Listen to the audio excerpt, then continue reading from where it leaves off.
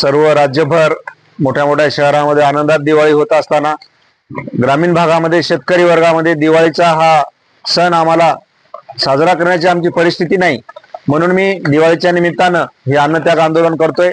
मुख्यमंत्र्यांनी खूप मोठ्या मोठ्या आश्वासनं दिले, 32,000 करोडचा एक शब्द टाकला आणि प्रत्यक्षात शेतकऱ्याच्या हातात एक रुपया आला नाही। ही दिवाळी कशी साजरी करायची, आणि म्हणून मी आजचा हा आंदोलनाचा विषय निवडला। आणि मागच्या निवडणुकाच्या अगोदर जे सरकारने आश्वासन दिलं होतं शेतकऱ्यांच्या कर्जासंदर्भात, तोही माझा विषय आहे। केंद्राच्या निर्यात व आयात धोरणामुळे देशातील शेतकरी प्रचंड कर्जबाजारी होतात।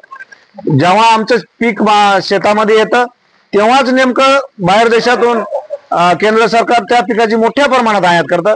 आपण पाहत आलोय की कापसाचं शुल्क कमी करून, आयात शुल्क कमी करून महाराष्ट्रातल्या कापसाचे भाव कमी केले, तिकडून सोयाबीन आणि पाम तेल मागून आमच्या सोयाबीनचे भाव कमी केले, तिकडून मका मागवायचं सुरुवात आहे। आता मका मागवण्याची प्लॅनिंग आहे, म्हणजे येथील शेतकऱ्यांचे मक्याचे सुद्धा भाव पाडायचे आहेत। अनेक पिकाची अशी वेगवेगळ्या पद्धतीने आयात करून आपल्या राज्यातल्या व देशातल्या शेतकऱ्यांना अडचणीत आणणाऱ्या सरकारनं आमची माफी मागावी आणि शेतकऱ्याचं कर्ज पूर्णपणे भरून बेबाकी प्रमाणपत्र द्यावं, ही माझी प्रमुख मागणी आहे। त्यानंतरच ज्या कायद्याचा आधार घेऊन हे सरकार शेतकऱ्यांच्या शेतीमालाचे भाव पाडतं, असा जो आवश्यक वस्तूचा कायदा 1955 अधिनियम आहे ते सरकारनं कायमचं रद्द करावं, ही सुद्धा माझी महत्वपूर्ण मागणी आहे। तिसरी जी मागणी आहे, जो महाराष्ट्रामध्ये नागपूर ते गोवा असा जो शक्तीपीठ महामार्ग होतोय त्याची काहीच गरज नाही, अनावश्यक असा निधी त्याला टाकलेला आहे।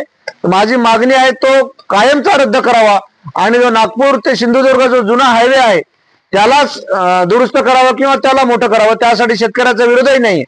आणि यासोबतच माझी अत्यंत महत्वपूर्ण एक मागणी आहे, ज्या मागणीचा विषय असा आहे की त्या कारणामुळे शेतकऱ्याच्या अनेक आत्महत्या होत आहेत।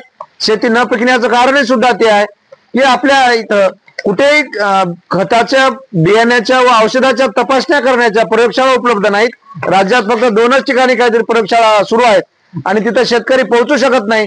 त्यामुळं अनेक कंपन्या शेतकऱ्यांना फसवत आहेत, बोगस खते, बियाणे व औषधे शेतकऱ्यांच्या माती मारून मोठं आर्थिक नुकसान करत आहेत।